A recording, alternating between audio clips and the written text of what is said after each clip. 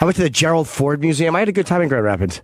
I forgot. You're a man about town now. You like to go out and do things. Why'd you go to the Gerald Ford Museum? Because that's where he's from. Do you like to eat nachos and watch football?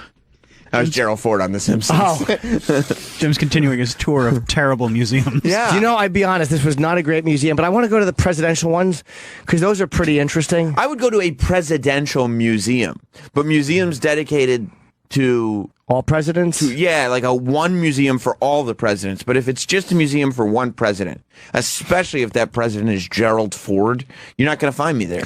Well, Gerald Ford did kind of luck up into the presidency. I mean, Spiro Agnew had to resign because of, I think, bribery charges or corruption charges. But that's what's going to make it. That makes his story interesting, but his museum uninteresting. But then Nixon has to step down, and then all of a sudden Gerald Ford is the president. What does that translate to a museum? Well, he's an interesting guy. And he's not somebody whose museum I ever would have gone to, but I was there, and I was up, and I was literally staying at the fucking JW Marriott.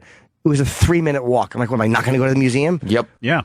Uh-huh. I went out and did a whole bunch of stuff. Went to the Verizon store. I had a bunch of shit to do. When you were in Nashville, didn't you say you went to the Johnny Cash Museum, but you only went to the store? That was with Kenny. Yeah, so I got there. You skipped the Johnny Cash Museum. I did, yeah. But you went to the Gerald Ford Museum. I'm a different man now.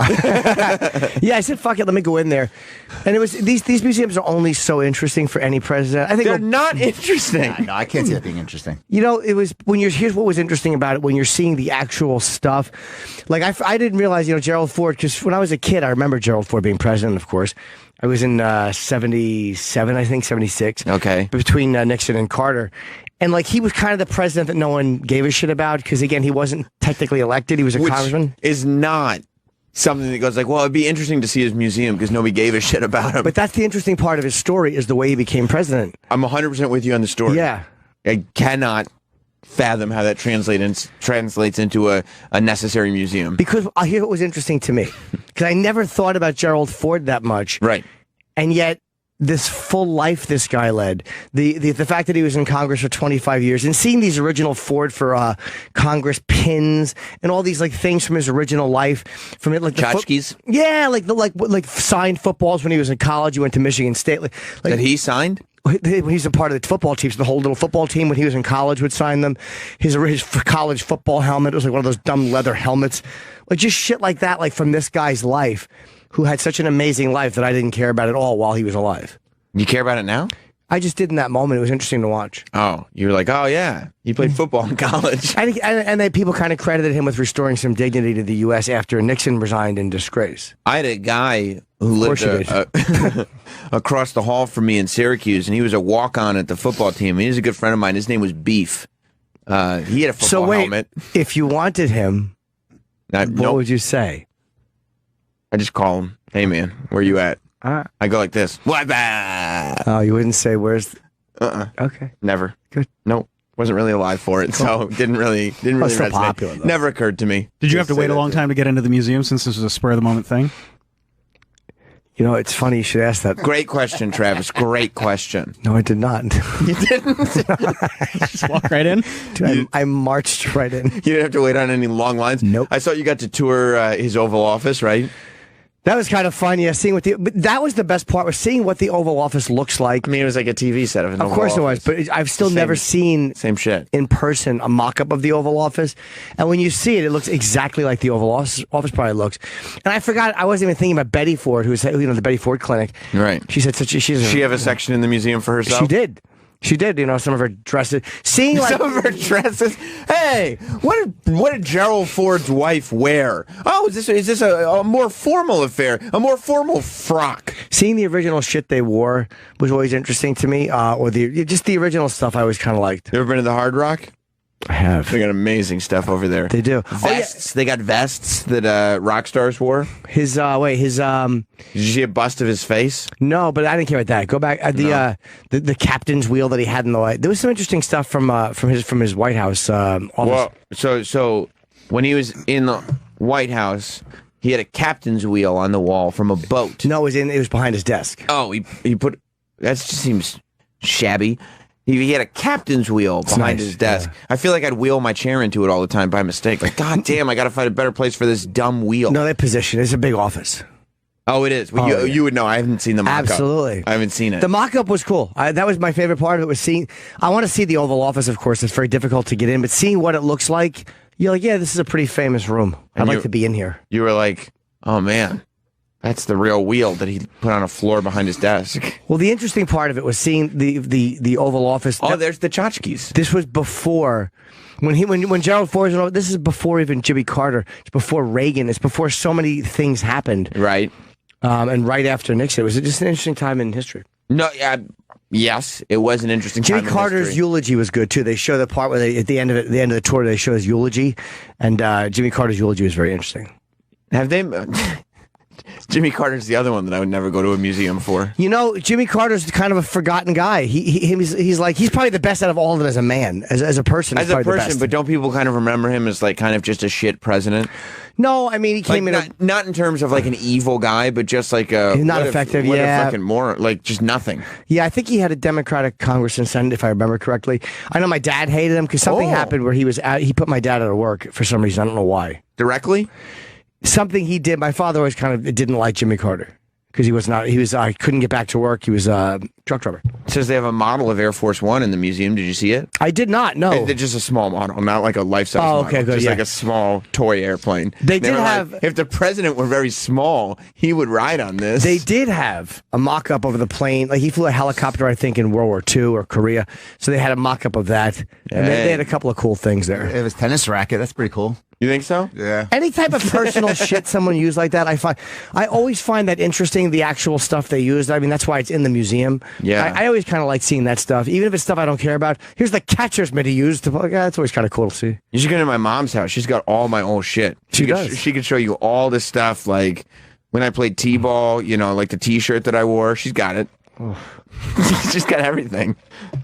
There's going to be a great museum one day for me in Westchester. I'm trying to think how I feel about that. It's not good. Although you'd probably be like, actually, you know, I remember that stuff. I was in Westchester. What, am I not going to go? Westchester. Yeah, I'm staying at the Radisson. It's only a mile away. I might as well check out the Sam Roberts Museum. I bet you the Reagan Museum is interesting. Here's how you know the Gerald Ford Museum is not amazing. Because they have this music thing attached to it, a lot of music attached to, like about music and politics. What kind of music? Just rock music. It's part of a museum. Like what is it? They also have the DeVos Learning Center. I did not go into. DeVos. And I don't know if Betsy DeVos is related. I'm guessing she is. But there's a music thing attached to the Gerald Ford Museum. What do you mean a music thing? It's a music museum attached to it, like music and politics, where they have like. I didn't even go in. I didn't give a fuck. We don't have enough Gerald Ford shit to fill this building up. We're not going to tear down the building. Let's put some music stuff in the other half. No, what is the Gerald Ford music? It was just a who gives a shit thing. I didn't care. I mean, if you thought that if it was a who gives a shit thing after the Gerald Ford Museum, it must have been really who gives a shit. It's attached to it. That's something you do on your second day. This is a multi-day experience. Oh, I see. Do I have another day in Michigan? No, I'd like to see the music thing that's attached to the Gerald Ford Museum. What is the music thing that's attached to it?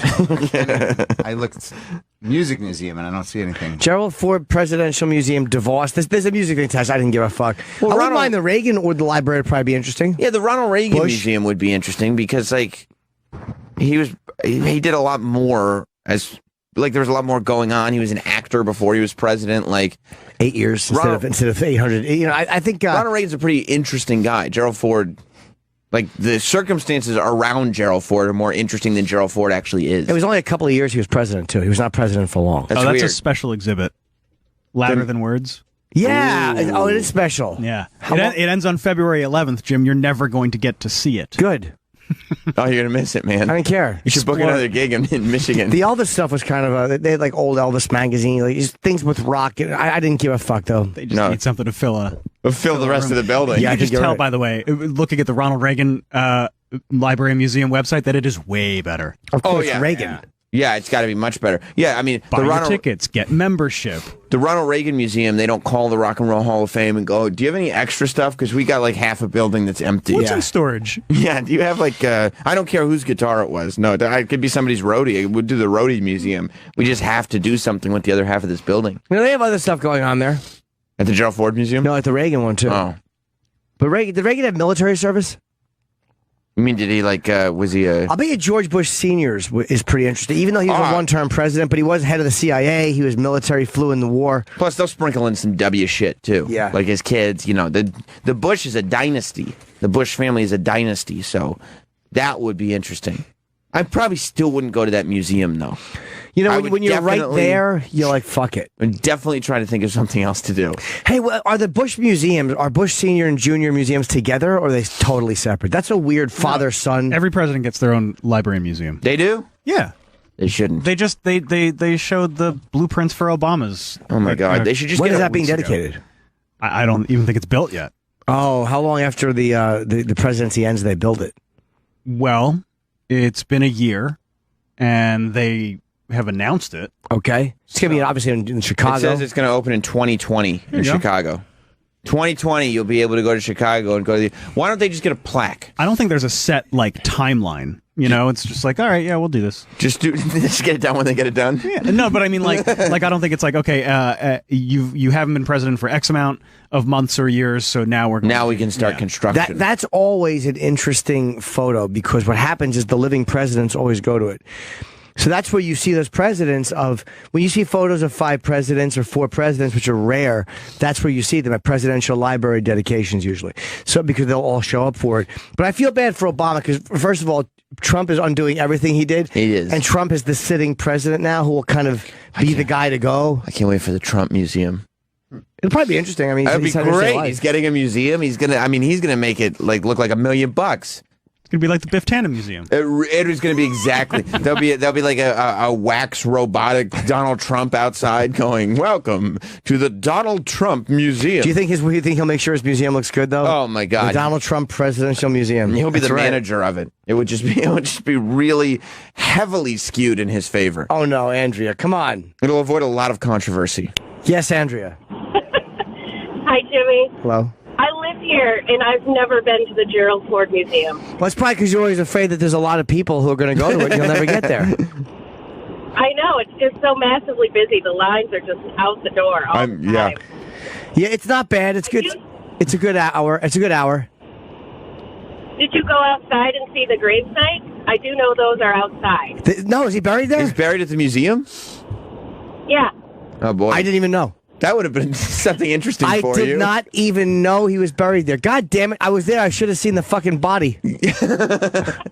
All right. Thank you. Yeah, he's buried in Grand Rapids. I did. Are you sure it's right there or no? Burial site, Gerald R. Ford Museum. Oh, I guess. Oh, you know what it is? It's right outside. Wow. There's a big, nice tombstone and everything. I didn't see that.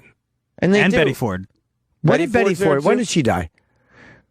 Drug overdose. Gerald and Betty Ford, but he won't answer questions about... Oh, okay. Parking is free.